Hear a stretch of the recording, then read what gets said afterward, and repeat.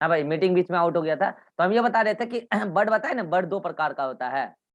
Bird दो प्रकार का, एक तो बताए एक्सिलरी और एक बताए टर्मिनल। तो रिवा तुमसे पूछ रहे थे ये दो प्रकार का बर्ड हम किस बेसिस पे डिवाइड किए, किस बेसिस पे बता रहे हैं दो प्रकार का bird? On the basis of, बोलो।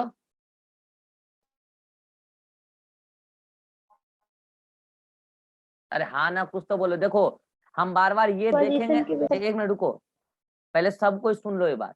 जिसको आंसर नहीं आता है वो माइक ऑन करके बोल देगा सर नहीं पता या नहीं आता है, क्योंकि ना हम फिर हमको चेक करना पड़ता है क्लास में बच्चा है कि नहीं है।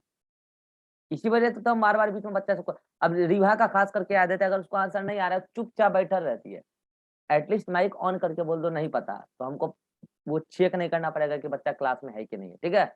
हाँ, तो on the basis of position, position के बेसिस पर, on the basis of position bird दो प्रकार का है, एक तो क्या एक्सिलरी बर्ड और एक टर्मिनल बर्ड। ठीक है। तो चलिए बर्ड के बारे में भी मैंने बता दिया। अब हमारा टॉपिक है function of stem. Function of stem, Abhishek root का फंक्शन क्या है बताओ?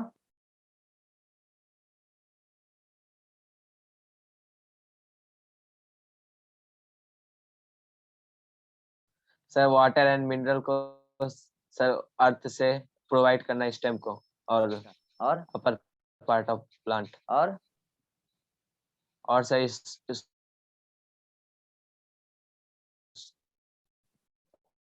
फूड स्टोरेज सपोर्ट देना सर। चलो ठीक है। प्राइमरी फंक्शन तो था कि वाटर और मिनरल का absorption, this is the primary function of water mineral absorption from the earth, मतलब from the soil, it is the primary function of root. ठीक है। और इसके अलावा और भी बहुत सारे फंक्शन थे, जैसे plant growth regulator means plant hormone बनाना है, फूड स्टोर करना, इवन सपोर्ट देना प्लांट पार्ट को। तो ये सब उसके सेकेंडरी फंक्शन में से गिने जाएंगे। ठीक है। चलिए, ऐसे स्टेम का भी प्राइमरी फंक्शन है और सेकेंडरी फंक्शन है। जैसे हम अगर आपसे बात करेंगे कि स्टेम का प्राइमरी फंक्शन क्या है, तो पता है, देखो ये मान लो प्लांट है, ये रूट है, तो रूट ने जो वाटर और मिनरल एब्जॉर्ब करके स्टेम को दिया, अब स्टेम की ये जिम्मेवारी है कि अबव ग्राउंड जो भी प्लांट पार्ट है, हर ऑर्गेन हर टिश्यू तक उसको पहुंचाना है, जो भी वाटर मिनरल उसको मिला है स्टेम के, सॉरी रूट के द्वारा। दैट मीन्स द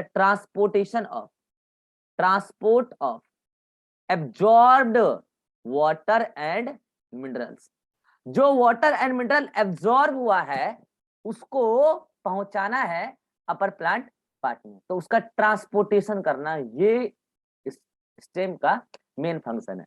एक तो मेन फंक्शन ये हुआ, दूसरा अभी बताए ना, अरे स्टेम की ये जिम्मेवारी है कि आप बियर कीजिए किसको, स्टेम के ब्रांच को, बर्ड को, लीफ को, फ्रूट फ्लावर को, फ्रूट को, इन सब चीज को बियर करना आप ही की जिम्मेवारी है, कोई और नहीं करेगा ये।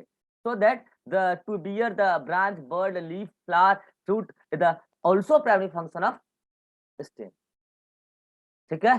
तो ये दो प्राइमरी फंक्शन हुए। अब आ जाओ secondary function.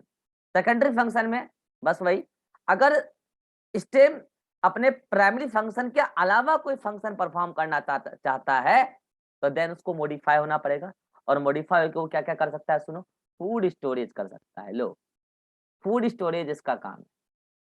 Support to the plant, देखो सपोर्ट सेकेंडरी फंक्शन में आता है। प्रोटेक्शन टू द प्लांट, ये भी अभी बताएंगे। प्रोटेक्शन कई जगह स्टेम मॉडिफाई हो जाता है प्रोटेक्टिव स्ट्रक्चर बनाने के लिए। Protection to the plant, food storage हो गया, सपोर्ट हो गया, प्रोटेक्शन हो गया, ये सब चीज काम किसका है? अच्छा एक और, वेजिटेटिव रिप्रोडक्शन। वेजिटेटिव रिप्रोडक्शन कल आपको बताया था मैंने, बताओ वेजिटेटिव रिप्रोडक्शन कैसा रिप्रोडक्शन है रिवा, सेक्सुअल या असेक्सुअल? Asexual reproduction. हाँ, ये एक प्रकार का काइंड ऑफ असेक्सुअल रिप्रोडक्शन जिसमें गेमिट्स वगैरह नहीं बनते हैं। ठीक है। तो ये हुआ आपका क्या, एक मिनट दो,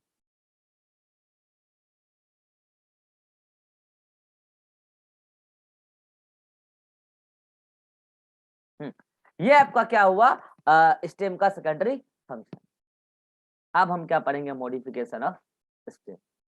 फिर से वही बात, स्टेम अगर, अच्छा स्टेम का काम क्या है, फूड का वाटर और मिनरल का ट्रांसपोर्टेशन कराना, जो मिला है उसको नीचे से उसका ट्रांसपोर्ट कराना पूरे प्लांट बॉडी तक।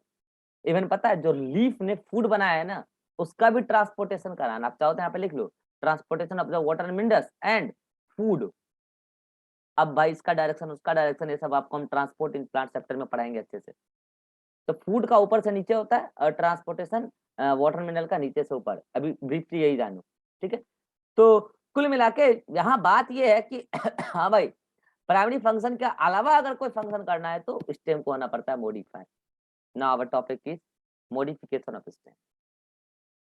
मॉडिफिकेशन ऑफ स्टेम,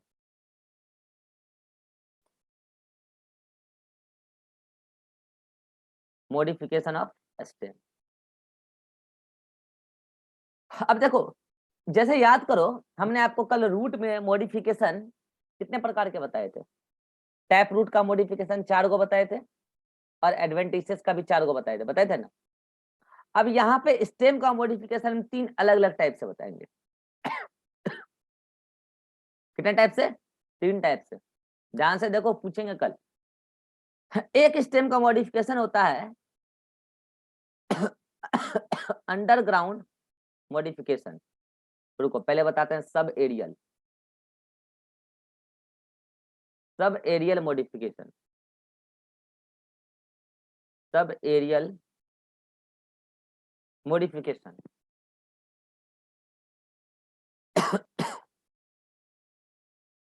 एक है अंडरग्राउंड मॉडिफिकेशन और एक है एरियल मॉडिफिकेशन। समझो ध्यान से, ये सॉइल सरफेस है, यहाँ पे ये सॉइल सरफेस है और यहाँ पे सॉइल सरफेस है, ठीक है। अब जाहिर सी बात है रूट तो नीचे ही होगा, ऑब्वियस सी बात है, रूट तो प्लांट बॉडी के नीचे ही होगा। तो मान लो ये रूट रहा, ये रहा रूट, ठीक है। यहाँ पे ये रूट रहा, यहाँ पे रूट रहा। अब समझना ध्यान से, ये है आपका मेन स्टेम एक्सिस।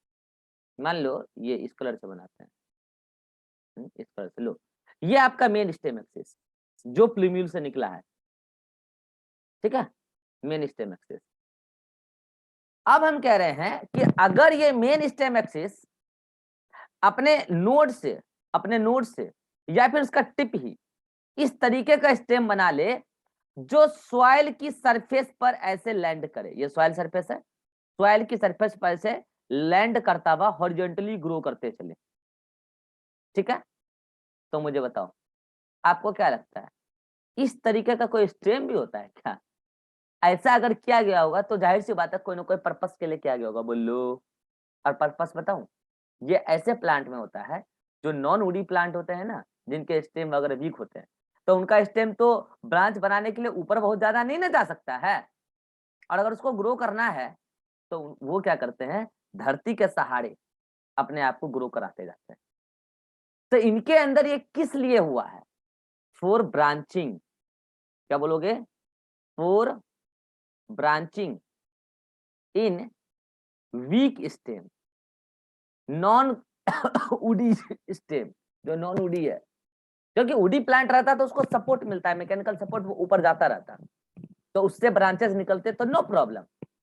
लेकिन यहाँ पे उडी प्लांट नहीं, जैसे घास बेस्ट एग्जांपल इसका, तो देखो साइड से कितने सारे ब्रांचेस निकलते रहते हैं, ठीक है। अब इसके बारे में और देखेंगे। पर्पस समझो पहले, सब एरियल क्यों हुआ है? ब्रांचिंग के लिए, ठीक है। अच्छा, ये जैसे आप यहाँ सॉइल सरफेस पे देख रहे हो, इन द सेम वे आप ये वाटर सरफेस पर भी देख सकते हो। मान लो ये वाटर सरफेस है, ये पूरा वाटर है और ये वाटर सरफेस के अंदर उसकी रूट है, मेन प्लांट रूट है, और यहां से निकला क्या? स्टेम। और अगेन वही बात, ये सब एरियल रूट है, मतलब कि जमीन के ऊपर, जमीन के सरफेस के ऊपर या पानी के सरफेस के ऊपर लैंड कर रहा है। सिंपल, ये हो गया सब एरियल मॉडिफिकेशन। अब हम आपसे बात करते हैं अंडरग्राउंड स्टेम मॉडिफिकेशन। देखो ये क्या आपका रूट है, ठीक है। अब होता क्या है, कई जगह ये आपको दिख रहा होगा, ठीक है, ये आपको दिख रहा होगा स्टेम का वो पार्ट जो धरती के अंदर है, दिख रहा है ये वाला पार्ट, ये मॉडिफाई हो जाते हैं। और पता है underground modification of stem mostly food storage के लिए पाया गया है। किसके लिए? फूड स्टोरेज के लिए पाया गया है। पहले पढ़ा। अब आ जाए एरियल मॉडिफिकेशन। देखो अंडरग्राउंड के बारे में तो क्या हो जाएगा कि जो भी मॉडिफाइड स्टेम है फूड स्टोरेज के लिए वो धरती के अंदर है, सॉइल सरफेस के अंदर है। ठीक है, अब आते हैं एरियल मॉडिफिकेशन। तो देखो मेन स्टेम एक्सिस धरती से ऊपर गया, अच्छा खासा दूर तक ग्रो किया, अच्छा खासा दूर तक ग्रो किया। नाउ अब यहां पर हो सकता है कि स्टेम का कोई मॉडिफिकेशन हुआ, दो पर्पज से। हो सकता है कि प्रोटेक्शन के लिए हुआ हो सकता है कई बार स्टेम मॉडिफाई हो जाता है फोटोसिंथेसिस करने के लिए, हो सकता है फोटोसिंथेसिस के लिए हुआ हो, अभी बताएंगे सारा कैटेगरी, रुक जाओ। लेकिन जो भी मॉडिफाइड स्टेम है वो एटमॉस्फेयर में है। वो कहाँ है? एटमॉस्फेयर में, मतलब ना धरती के नीचे ना ही धरती पर, धरती से ऊपर है। धरती के ऊपर मतलब एटमॉस्फेयर में, तो इसका नाम पड़ा एरियल, मतलब हवा में। अंडरग्राउंड मतलब ग्राउंड के अंदर, इसका नाम है सब एरियल, यानी कि हवा में नहीं उसके नीचे, यानी कि अंडरग्राउंड भी नहीं। अंडरग्राउंड उठा तो बोल देते हैं अंडरग्राउंड, एबव ग्राउंड है लेकिन हवा के नीचे, यानी कि धरती के सरफेस पर या पानी के सरफेस पे। तो बोलो अभी तीनों पढ़ाए नहीं है, तीनों को अलग अलग करके पढ़ेंगे अगले मीटिंग में, लेकिन तीनों मॉडिफिकेशन किस पर्पस के लिए और कहां पर पाया जा रहा है ये क्लियर है? बोलो Atiq. Yes sir. Ribha, yes sir. Abhishek, yes sir. चलो कोई डाउट है तो बोलो, फिर अगले मीटिंग में हम तीनों को एक एक करके लेते हैं, तीनों मॉडिफिकेशन लेंगे। तो उससे पहले आप क्या करो, ये देख लो, एक मिनट, ये देख लो नोट्स में, ये वाला पेज थोड़ा ब्लर आ गया, वो लड़का ऐसा ही भेजा, हम क्या करें। देखो ये रहा आपका stem, shoot system includes stem, stem branch, leaf, word वगैरह। ठीक है, स्टेम का मॉडिफिकेशन देख लो, यहाँ पे लिखा हुआ है। यंग स्टेम ग्रीन होता है और old stem non green non photosynthetic होता है, ये आपको भी पता है। ठीक है, यंग स्टेम फ्लेक्सिबल होगा नो, और ओल्ड स्टेम वुडी होगा। ठीक है, ये सब बात यहाँ पे लिखा हुआ, आप देख लेना। बर्ड के बारे में भी सारा बात लिखा हुआ है, यहाँ पे चाहो तो लिख लो इसके बारे में, यहाँ पे ये नहीं लिखा हुआ है, लिख ही लो। क्या? On the basis of two types, on the basis of position, screenshot ले लो और ऐड कर लेना नोट्स में। On the basis of position, screenshot लो जल्दी से। ठीक है, टर्मिनल कहाँ पाया जाएगा? टिप पर। ये कहाँ पाया जाएगा? मेन स्टेम एक्सिस के साथ कुछ एंगल पर। और ये कौन सा एंगल है? एट सम एंगल, ये एक्साइल एंगल कहलाता है, ये एंगल एक्साइल एंगल कहलाता है। आप चाहो तो नोट कर लेना, ये एंगल एक्साइल एंगल कहलाता है, चाहो तो ले लो स्क्रीनशॉट इसका भी।